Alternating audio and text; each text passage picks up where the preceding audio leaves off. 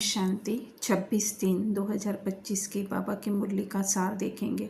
बाबा कहते हैं, मीठे बच्चे, तुमने बाप का हाथ पकड़ा है। तुम ग्रस्त व्यवहार में रहते भी बाप को याद करते करते तमो प्रधान से सतो प्रधान बन जाएंगे। तो बाप का हाथ पकड़ना अर्थात बुद्धि में बाबा के ज्ञान को हमें रखना है या उसका स्मरण करते रहना है, सुनते रहना है, जीवन में उतारना, वही जो है बाप का हाथ पकड़ना है।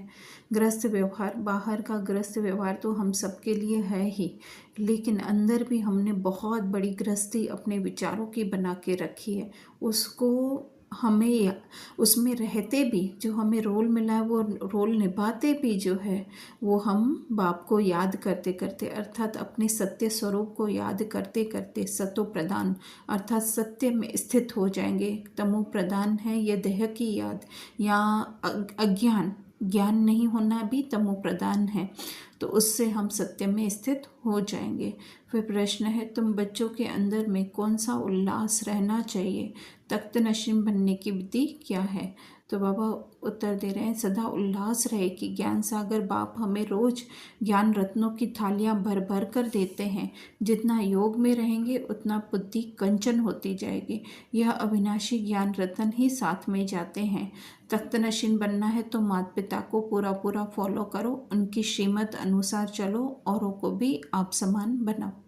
तो ये ज्ञान ही है जो हमें उमंग उत्साह में रखता है। तो बाबा याद दिला रहे हैं कि ये ज्ञान रतन है जो भर भर कर वो थालियाँ भर भर कर हमें देते हैं। तो जितना हम आत्मिक स्थिति में रहकर उस ज्ञान को सुनेंगे और अपने जीवन में उतारेंगे उतना बुद्धि कंचन होगी, क्योंकि बात ही सारी बुद्धि की है। बुद्धि अगर ज्ञान की तरफ है तो हमारी उन्नति, हम सतो प्रधानता की तरफ आगे बढ़ते हैं।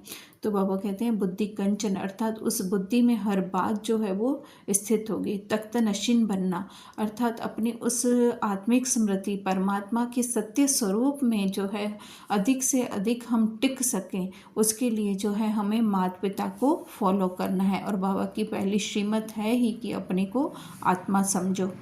फिर बाबा धारणा में कह रहे हैं, जो देह रहित विचित्र है उस बाप से मोहब्बत रखनी है। किसी देहधारी के नाम रूप में बुद्धि नहीं फंसानी है। माया का थप्पड़ न लगे ये संभाल करनी है। तो आधा कल्प हमें देह में रहने की, देह को याद करने की जो आदत पड़ी हुई है, तो इसके लिए बाबा कह रहे हैं कि देह रहित विचित्र है, उससे ही हमें जो है वो मोहब्बत करनी है। अर्थात कि उन 63 जन्मों से हमने जो देखा है, उसके जो संस्कार बने, उससे अलग जो है हमें आत्मिक स्थिति में स्थित होकर के उस परमात्मा से जो है वो सच्ची प्रीत अर्थात अधिक से अधिक उसे याद करना है। देहधारी कोई भी हो सकता है, अपनी देह भी हो सकती हैं, अपने संकल्प भी जो है एक तरीके से देह है। तो बाबा कह रहे हैं उसमें बुद्धि नहीं फंसानी है। माया का थप्पड़ अर्थात कहीं पर भी हमें ये बान नहीं आना चाहिए कि हम ये रोल हैं। अगर कहीं पे भी थोड़ा सा भी बान आया तो वो माया का थप्पड़ लग जाएगा। फिर दूसरा है, जो ज्ञान की बातों को सिवाय दूसरा कुछ भी सुना है उसका संग नहीं करना है। फुल पास होने का पुरुषार्थ करना है, कांटों को फूल बनाने की सेवा करनी है।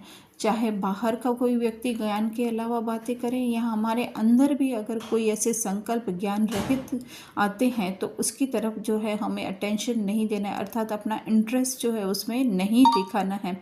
फुल पास होना अर्थात अधिक से अधिक अपनी आत्मिक स्मृति में रहने का जो है हमें पुरुषार्थ करना है। कांटों को फूल अर्थात कि हम जो देह में फंसे हुए हैं या औरों की देह में और जो देह में फंसे हुए उनको उस रूप में नहीं देखकर स्वयं की भी आत्मिक सत्य स्वरूप में देखना है स्वयं को, और औरों को भी देखना है। फिर वरदान बाबा दे रहे हैं, एक बाप दूसरा न कोई, इस स्मृति से बंधन मुक्त योग युक्त भव। तो बंधन है ही कहाँ, जो हमारे रोल में, हमारे देह में जो हमारी आसक्ति है या हमारे विचार जो हम कहते हैं वो सब जो हैं वो बंधन है।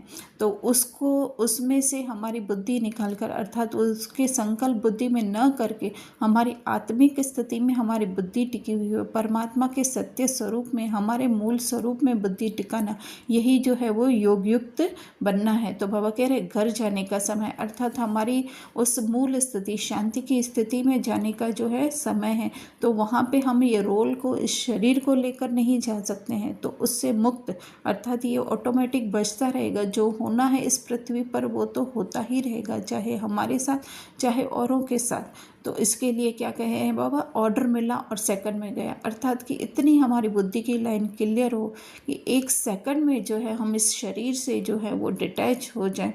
तो उसके लिए बाबा कह रहे हैं एक बाप दूसरा न कोई, अर्थात बुद्धि में हर समय बाबा का ज्ञान है ना, बाबा का याद रहना मतलब क्या, बाबा का ज्ञान, एक बाबा भाप मतलब एक ही बाबा का ज्ञान और कुछ भी नहीं।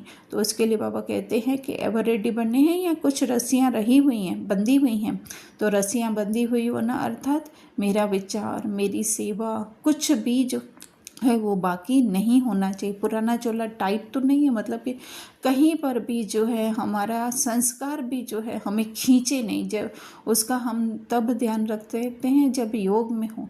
अपने को अगर हम लोग सुपीरियर समझते हैं या कुछ कम समझते हैं तो वो जो है वो चोला टाइट होना है कि नहीं, मैं आत्मा हूँ ही, सत्य हूँ ही बाबा के समान संपूर्ण। लेकिन जो ये मन थोड़ा सा चंचल हो गया है, जो कभी अपने को कम समझता है, कभी ज़्यादा समझता है, नहीं, पर मैं हूँ ही सदैव संपूर्ण। इस स्मृति में हमें रहना, अर्थात कि चोला ढीला है हमारे लिमिटेड जो मन है या लिमिटेड जो हमारी मर्यादाएं हैं, या कहें हमारा जो रोल में हम कुछ भी मिला हुआ है उसमें हम कहीं पे भी फंसे हुए नहीं हैं। रोल में तो कमी कमज़ोरियाँ हो सकती हैं, लेकिन आत्मा में कभी भी कुछ कमी कमज़ोरी नहीं हो सकती है। फिर स्लोगन बाबा दे रहे हैं, व्यर्थ संकल्प भी एक्स्ट्रा भोजन नहीं करो तो मोटेपन की बीमारियों से बच जाएंगे। तो व्यर्थ संकल्प आते ही कहाँ पे हैं, जो हमारा देह है, जो है ही एक लिमिटेशन, तो उसमें ही जो है हमें व्यर्थ संकल्प आते हैं, चाहे स्वयं के बारे में चाहे औरों के बारे में।